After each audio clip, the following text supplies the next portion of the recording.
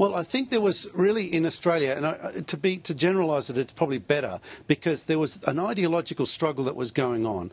And if we look back to the period of the Industrial Revolution, there was a sense in Australian society that we were quite torn, that there was the haves and the have-nots, the landed gentry, the people who'd come to work the land, be it as convicts or as recent migrants with very little to their names. And there was an attractiveness to the ideology of Marxism and communism.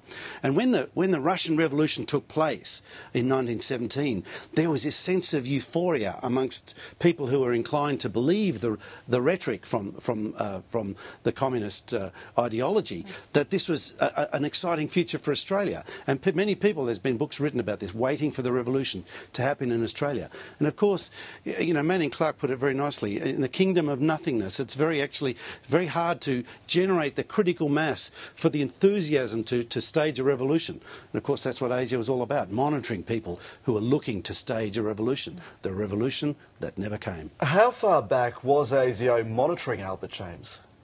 Well, as I say, I'm not going to blow the story from David Horner's volume, but rest assured he and many others were monitored pretty closely. In fact, the very creation of ASIO in 1949 had a lot to do with the fact that there was a sense internationally, in the UK and the US and in Australia, in certain elements in Australia, that those who were aligned with the Soviet Union were getting away with things, that they weren't being monitored closely enough.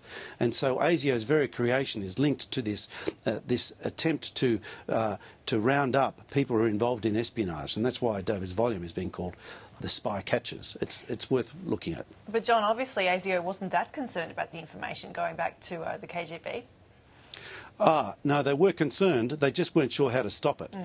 In the world of espionage and counter-espionage, you know, you get lost in what's called the wilderness of mirrors. It's actually hard to establish ground truth. It's hard to be able to discern things. So sorry to interrupt, but they didn't go and arrest him. Surely, if they were that concerned, that they would have, you know, the police would have turned up at his door and said, "Sorry, we know what you're doing." Yeah, but you need to have certifiable evidence that you can take to court. And when you're dealing with eavesdropping transcripts, when you're dealing with material that is not admissible in court, when you're dealing with material that an organisation like ASIO doesn't want to put before a court, then you're dealing with a conundrum. And this is the problem we faced with the Royal Commission of Espionage in the mid-1950s, when Vladimir Petrov defected. He came with a wealth of material, and that material was used to try and expose a ring. And this is another feature of David's excellent book, which is coming soon. The nest of spies, the nest of traitors, as they were called, that were operating in Australian circles of influence. How do you nail these guys without revealing the very, very sensitive sources that were being used to actually identify the culprits? And of course, the story of that is actually, many people don't yet understand quite what actually happened. And what did happen is a very interesting tale of interception and encryption and breaking codes, Soviet codes, and then trying to hide the fact that you've broken the Soviet codes. Because the whole thing is that, you know, in the business of espionage, the secret of success is in keeping a success secret. And so you can't take it out to court. You can't go and show the other guys how you know what you know. You give the game away.